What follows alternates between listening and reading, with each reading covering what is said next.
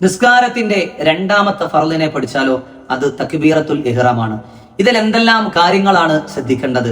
നിസ്കരിക്കാൻ വേണ്ടി കൈകെട്ടുമ്പോൾ അല്ലാഹു അക്ബർ, ഈ പറയപ്പെട്ട എല്ലാ അക്ഷരങ്ങളും പറയുന്ന ആളുടെ ശരീരം കേൾക്കൽ നിർബന്ധമാണ്. നിയത്ത് വെക്കുമ്പോഴോ മനസ്സിൽ കരുതലും തക്ബീറത്തുൽ ഇഹ്റാം പറയുന്ന ആൾ കേൾക്കലും നിർബന്ധമാണ്. രണ്ടാമത്, എങ്ങനെയാണ് ഈ കൈകെട്ടാൻ പരിശുദ്ധമായി ഇസ്ലാം പഠിപ്പിച്ചത്? വലത്തെ കൈയിന്റെ പള്ള കൊണ്ട് ഇടത്തെ കൈയിന്റെ മണിബന്ധത്തിൽ പിടിക്കല, അതായത് ഇങ്ങനെ പിടിക്കലാണ് ഇസ്ലാം പറഞ്ഞിട്ടുള്ളത്.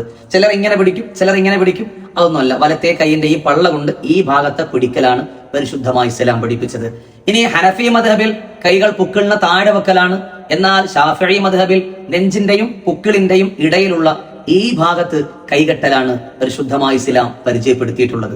തക്ബീറത്തുൽ ഇഹ്റാമിനോടൊപ്പമാണല്ലോ നമ്മൾ നിയ്യത്തിനെ കരുതുന്നത്. എന്തെല്ലാം കാര്യങ്ങളാണ് നിയ്യത്തിൽ ശ്രദ്ധിക്കാനുള്ളത്? നിയ്യത്തിൽ 3 കാര്യമാണ് നിർബന്ധമായിട്ടുള്ളത്. ഒന്ന്, നിസ്കാരം എന്ന പ്രവൃത്തിയെ കരുതലാണ്. രണ്ടാമത്തത്, ഏത് നിസ്കാരമാണെന്ന് വ്യക്തമാക്കലാണ്, ളുഹറാണോ അസറാണോ എന്നുള്ളത്. മൂന്നാമത്തത്, ഫർളാണോ സുന്നത്താണോ എന്ന് വ്യക്തമാക്കലാണ്. ഈ 3 കാര്യങ്ങൾ നിസ്കാരത്തിന്റെ നിയ്യത്തിൽ ശ്രദ്ധിക്കേണ്ടതാണ്. ഈ നിയ്യത്തിന്റെ പൂർണ്ണമായ രൂപം ഞാൻ മലയാളത്തിൽ ഒന്ന് പറഞ്ഞുതരാം നിങ്ങൾക്ക് മനസ്സിലാക്കാൻ വേണ്ടി. ഇവിടെ ളുഹറിനെ ഉദാഹരണമായി എടുക്കാം.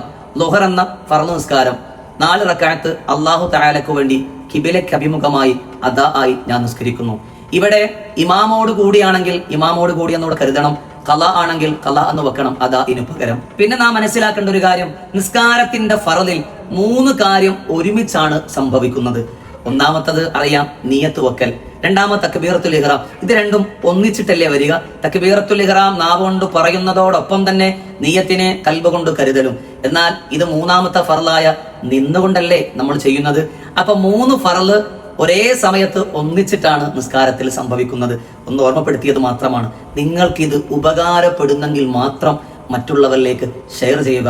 അറിയാത്തവർക്ക് പഠിക്കാനും മറന്നവർക്ക് ഓർമ്മപ്പെടുത്തൽ മാത്രമാണിത്. ഉപകാരപ്പെടട്ടെ. ഇൽമല്ലേ. അള്ളാഹു നമ്മളെല്ലാവരെയും സ്വീകരിക്കട്ടെ.